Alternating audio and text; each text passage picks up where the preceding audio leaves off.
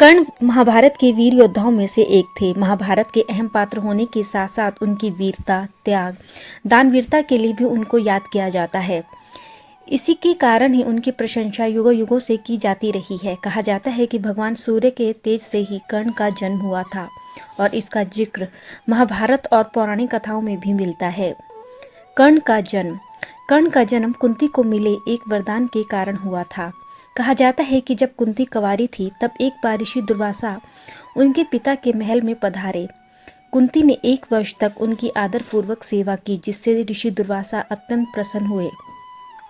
ऋषि दुर्वासा ने अपनी दिव्य दृष्टि से ये जान लिया था कि आगे चलकर कुंती का विवाह पांडु से होगा, जिससे उन्हें कोई संतान नहीं होगी। इसीलिए ऋषि दुर्वासा ने कुंती को यह वरदान दिया कि वह किसी भी देवता को याद कर उनसे संतान प्राप्त कर सकती है। एक दिन कुंती ने उत्सुकता में अपने कुंवारेपन के समय ये देखने के लिए कि जो वरदान उन्हें मिला है वो सच है भी या नहीं, ये सोचकर उन्होंने सूर्यदेव का ध्यान किया।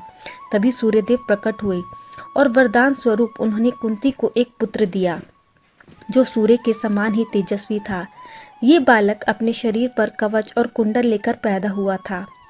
उस समय कुंती कुंवारी थी, इसीलिए लोकलाज के कारण वे इस पुत्र को अपने पास नहीं रख सकती थी। उन्होंने इस बालक को एक संदूक में रखा और उसे गंगा में बहा दिया। कर्ण का लालन पालन। कहा जाता है कि यह बालक गंगा में बहता हुआ एक किनारे पर जा लगा। उस किनारे पर धृतराष्ट्र का सारथी अधिरथ अपने घोड़े को पानी पिला रहे थे। तभी उनकी नज़र उस छोटे नन्हे बालक पर पड़ी। वे उसे उठाकर अपने घर ले आए। अधिरथ और उनकी पत्नी राधा जो निसंतान थे, इसीलिए उन्होंने उस पुत्र को अपने पुत्र की भांति ही लालन पालन किया। उस बालक के कान बहुत ही सुंदर थे, इसीलिए उन्होंने उसका नाम कर्ण रखा। इस सूत दंपत्ति ने ही कर्ण का लालन पालन किया, इसीलिए कर्ण को सूत्रपुत्र भी कहा जाता था।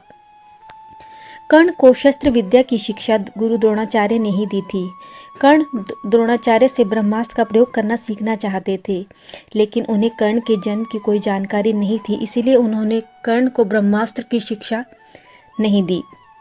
जब परशुराम से मिला कर्ण को श्राप। कर्ण गुरु द्रोण के पश्चात परशुराम की शरण में गए। कर्ण जानते थे कि परशुराम केवल ब्राह्मण जाति को ही शिक्षा देते थे, इसीलिए उन्होंने वहां जाकर ये झूठ बोला कि मैं एक ब्राह्मण हूँ। परशुराम ने उन्हें ब्राह्मण पुत्र समझकर ब्रह्मास्त्र के साथ साथ अन्य अस्त्र शस्त्रों की भी शिक्षा दी और पूर्ण रूप से पारंगत बनाया। कहा जाता है कि एक बार परशुराम कर्ण के साथ कहीं जा रहे थे। थकान के चलते परशुराम कर्ण की गोद में ही सिर रखकर सो गए। तभी वहां एक बिच्छू आया और वह कर्ण की जांघ पर डंक मारने लगा, जिससे कर्ण की जांघ पर घाव हो गया और घाव से खून बहने लगा। कर्ण अपने गुरु की निंद्रा खराब नहीं करना चाहते थे, इसीलिए वे वैसे ही बैठे रहे। काफी देर बाद जब परशुराम की आंख खुली तो उन्होंने देखा कि उनकी जांघ से खून बह रहा था। परशुराम ने कर्ण से पूछा कि तुमने उस कीड़े को हटाया क्यों नहीं? कर्ण ने कहा, आपकी नींद ना टूटे इसीलिए मैंने उसे नहीं हटाया। तब परशुराम ने कहा कि इतनी सहनशीलता किसी ब्राह्मण में नहीं हो सकती। सच सच बताओ तुम कौन हो? तब कर्ण ने सच बता दिया। कर्ण के झूठ बोलने की बात जानकर उन्होंने कर्ण को श्राप दिया कि तुमने मुझसे जो भी विद्या सीखी है वह झूठ बोलकर सीखी है, इसीलिए जब भी तुम्हें इस विद्या का सबसे ज़्यादा ज़रूरत होगी उसी समय तुम इस विद्या को भूल जाओगे और कोई भी दिव्यास्त्र का उपयोग नहीं कर पाओगे। और महाभारत के युद्ध में हुआ भी यही। वैवाहिक जीवन। कर्ण ने अपने पिता अधिरथ की इच्छा को पूरा करते हुए रूपशाली नामक एक सूत कन्या से विवाह किया। इसके पश्चात उनका दूसरा विवाह सुप्रिया से हुआ। इन दोनों पत्नियों से कर्ण को 9 पुत्र प्राप्त हुए। महाभारत के युद्ध के समय कहा जाता है कि जब कर्ण की मृत्यु हुई तो उनकी पत्नी रुशाली भी कर्ण की चिता पर ही सती हो गई थी। दुर्योधन से मित्रता। पुराणों के अनुसार कर्ण अर्जुन की तरह ही धनुर्विद्या में पारंगत थे। इसी कारण उन्होंने एक बार भरी सभा में अर्जुन को ललकारा। उस समय कौरवों में दुर्योधन ये जान चुके थे कि कर्ण ही वे योद्धा हैं जो अर्जुन को मात दे सकता है, इसीलिए उन्होंने कर्ण को अंग देश का राजा घोषित कर दिया। ताकि वे द्वंद्व युद्ध के योग्य समझे जाएं। उसके बाद कर्ण ने दुर्योधन से पूछा कि तुम्हें इसके बदले में क्या चाहिए। दुर्योधन ने जवाब दिया, मुझे तुम्हारी दोस्ती चाहिए, जिसके चलते दोनों एक दूसरे के घनिष्ठ मित्र बन गए। कर्ण भगवान कृष्ण ने भी कर्ण को सबसे बड़ा दानी माना है। ऐसे बहुत से किस्से हैं जो कर्ण की दानवीरता को दर्शाते हैं। अपने हित को परे रखकर दूसरों का हित सोचकर दान देने के कारण ही कर्ण महान दानवीर कहलाए।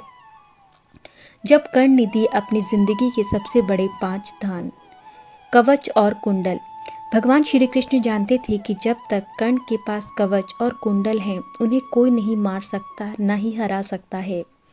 इसी कारण इंद्र साधु रूप में कर्ण के पास पहुंचे और उनसे दान में उनके कवच और कुंडल मांगे। कर्ण ने पल भर में ही अपने शरीर पर लगे कवच और कुंडल उतार कर साधु रूपी इंद्र को दे दिए।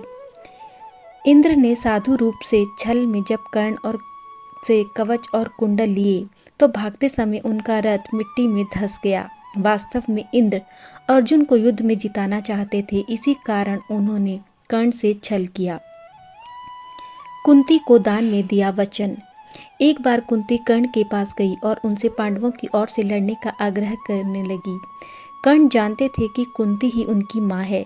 कुंती ने उन्हें मनाने की बहुत कोशिश की। तब कर्ण ने कहा कि जिन लोगों के साथ उन्होंने अपना पूरा जीवन बिताया है, मैं उनके साथ विश्वासघात नहीं कर सकता।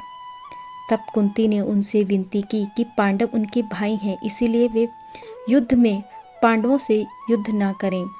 तब कर्ण ने कुंती से कहा कि आप मेरे पास याचक बनकर कुछ मांगने आई हैं। मेरे यहाँ आने वाला कोई भी व्यक्ति खाली हाथ नहीं जाता, अतः मैं आपको वचन देता हूँ कि अर्जुन को छोड़कर मैं अपने अन्य भाइयों पर शस्त्र नहीं उठाऊंगा। जब भगवान श्री कृष्ण ने ली दान की परीक्षा। एक बार की बात है, अर्जुन व भीम कृष्ण के सामने बैठकर युधिष्ठिर के दानवीर होने की प्रशंसा कर रहे थे। तब श्री कृष्ण ने कहा कि मैं युधिष्ठिर से भी बड़े दानवीर को जानता हूँ। तब अर्जुन ने पूछा कि ऐसा दानवीर कौन है जिन्हें आप युधिष्ठिर से भी बड़ा मानते हैं। श्री कृष्ण ने कहा कि वे कोई और नहीं, कर्ण हैं, और मैं इस बात को सिद्ध भी कर सकता हूँ। अपनी बात को सिद्ध करने के लिए कृष्ण एक याचक के रूप में पहले युधिष्ठिर के पास गए और उनसे हवन के लिए सूखी लकड़ी मांगी, परंतु युधिष्ठिर के कोष में सूखी लकड़ी नहीं थी। तब युधिष्ठिर परेशान हो गए। वेश बदलकर अर्जुन और भीम भी वहीं खड़े थे। तब भगवान ने ब्राह्मण का रूप बदलकर कहा कि मैं आपको सूखी लकड़ी दिला सकता हूँ। सूखी लकड़ी लेने के लिए युधिष्ठिर ब्राह्मण रूपी भगवान के साथ साथ पीछे पीछे चल दिए। उनके साथ अर्जुन और भीम भी वेश बदलकर खड़े थे और वे भी साथ साथ चले। कृष्ण सबको कर्ण के महल में ले गए। सभी ब्राह्मणों के वेश में थे, इसीलिए कर्ण उन्हें नहीं पहचान पाए। याचक बनकर ब्राह्मण ने कर्ण से कहा कि उन्हें लकड़ी चाहिए और हवन के लिए उन्हें सूखी चंदन की लकड़ी की ज़रूरत है। कर्ण ने भी अपने राजकोष से सूखी लकड़ी मंगवाई, लेकिन वहाँ उन्हें पता चला कि उनके पास भी सूखी लकड़ी नहीं थी। ऐसे में वे निराश हो गए। अर्जुन और भीम प्रश्न भरी नज़रों से श्री कृष्ण की ओर देखने लगे, पर कृष्ण शांत मुद्रा में बैठे रहे और मंद मंद मुस्कुराते रहे। तभी कर्ण ने कहा कि हे ब्राह्मण देव, आप निराश ना हो, मैं आपको लकड़ी अवश्य दूंगा। ये कहकर कर्ण ने अपने महल के खिड़की दरवाज़ों पर लगी चंदन की लकड़ी को काट काट कर वहाँ एक लकड़ी का ढेर लगा दिया और ब्राह्मण बनकर आए याचक से कहा कि आप जितनी चाहे लकड़ी ले सकते हैं। ब्राह्मण उन्हें आशीर्वाद देते हुए बाहर चला गया। तभी ब्राह्मण का वेश धरे युधिष्ठिर, भीम व अर्जुन भी वापस लौट आए। तब भगवान श्री कृष्ण ने कहा कि साधारण अवस्था में दान देना कोई विशेषता नहीं, असाधारण परिस्थिति में भी किसी के लिए सर्वस्व त्याग कर देने का नाम ही दान है, और ऐसा दान कर्ण भलीभांति देना जानता है। इसी कारण मेरी नज़रों में सर्वश्रेष्ठ दानवीर व्यक्ति वही है। यौवन दान में दे दिया। कहा जाता है कि कर्ण इतने दानवीर थे कि एक बार उन्होंने अपना यौवन ही दान में दे दिया था। कथा के अनुसार एक बार स्वयं नारायण ब्राह्मण के वेश में दुर्योधन के महल में पधारे और उनसे भिक्षा मांगने लगे। जब स्वर्ण, सोना, चांदी से दुर्योधन ने उनका सत्कार करना चाहा तो ब्राह्मण ने कहा कि उन्हें ये सब नहीं चाहिए। उन्होंने कहा कि हे राजन, मैं अपनी वृद्धावस्था से दुखी हूँ। मैं चारों धामों की यात्रा करना चाहता हूँ, जो केवल एक स्वस्थ शरीर के साथ ही संभव है। यदि आप मुझे कुछ देना चाहते हैं तो अपना यौवन दे दीजिए। ब्राह्मण की बातें सुनकर दुर्योधन ने कहा कि उनके यौवन पर तो उनकी पत्नी का अधिकार है, इसीलिए यौवन की दक्षिणा वे उन्हें नहीं दे पाएंगे। इसके बाद ब्राह्मण रूपी भगवान महादानी कर्ण के पास गए और उनसे यौवन की दक्षिणा मांगी। तब कर्ण ने बिना सोचे समझे अपने यौवन को दान देने की घोषणा कर दी। तब ब्राह्मण के शरीर से स्वयं भगवान विष्णु प्रकट हुए, जो उनकी परीक्षा लेने आए थे। सोने के दांतों का दान। कहते हैं कि कर्ण जब युद्ध क्षेत्र में आखिरी सांसें ले रहा था, तब भगवान श्री कृष्ण ने उनकी दानशीलता की परीक्षा लेनी चाहिए और वे गरीब ब्राह्मण बनकर कर्ण के पास गए और उनसे कहा कि मैंने आपका नाम काफ़ी सुना है, मुझे आपसे कुछ उपहार चाहिए। कर्ण ने कहा कि आप जो भी चाहे मांग लें। ब्राह्मण ने उनसे सोना मांगा। तब कर्ण ने कहा कि उनके पास सोना तो नहीं है, पर हाँ, उनके दांतों में सोना अवश्य लगा है। अगर वे चाहते हैं तो वे सोना अपने दांतों से निकाल कर दे सकते हैं। ये कहकर उन्होंने पत्थर उठाया और कर्ण ने अपने दांत तोड़ दिए। ब्राह्मण ने कहा कि वे खून से सना हुआ सोना नहीं लेंगे। तब कर्ण ने एक बाण आसमान की ओर चलाया। इसके बाद बारिश होने लगी और दांत धुल गया। तब कर्ण ने अपने सोने के दांत भगवान श्री कृष्ण को अर्पण कर दिए। कर्ण की इस दानवीरता को देख भगवान कृष्ण अपने वास्तविक रूप में आ गए और कर्ण को वरदान मांगने को कहा। जब कर्ण ने मांगे 3 वरदान, कर्ण ने वरदान रूप में अपने साथ हुए अन्याय को याद करते हुए भगवान श्री कृष्ण से अगले जन्म में उनके वर्ग के लोगों के कल्याण करने के लिए कहा। दूसरे वरदान के रूप में कर्ण ने कहा कि भगवान कृष्ण का अगला जन्म उनके ही राज्य में हो। तीसरे वरदान में कर्ण ने मांगा कि उनका अंतिम संस्कार कोई ऐसा करे जो पाप मुक्त हो। इसीलिए भगवान श्री कृष्ण ने कर्ण का अंतिम संस्कार अपने हाथों से किया। कर्ण वध। कहा जाता है कि भगवान श्री कृष्ण कर्ण को मिले श्राप का भेद जानते थे। इसी कारण उन्होंने अर्जुन को बताया था कि युद्ध के दौरान एक ऐसा समय भी आएगा जब कर्ण रक्षाहीन और निहत्था हो जाएगा और उसी समय अर्जुन कर्ण को हरा सकते हैं। माना जाता है कि युद्ध के समय कर्ण के रथ का पहिया भूमि में धंस गया था और ठीक उसी समय श्री कृष्ण के कहने पर अर्जुन ने तीर चलाया। कहा जाता है कि जिस समय तीर चलाया गया उस समय कर्ण निहत्थे थे। अस्त्र शस्त्रों से दूर वे जमीन में धंसे रथ का पहिया निकालने में लगे थे और उन्होंने इशारे से युद्ध के दौरान सामने खड़े अर्जुन को रुकने के लिए कहा।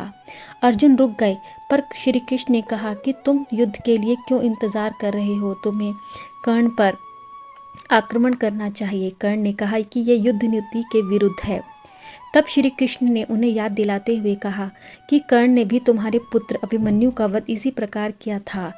अगर वो उस समय सही था तो ये भी इस समय सही है, इसीलिए तुम्हें तीर चलाना होगा। तब भगवान श्री कृष्ण के कहने पर अर्जुन ने तीर चलाकर कर्ण का वध किया।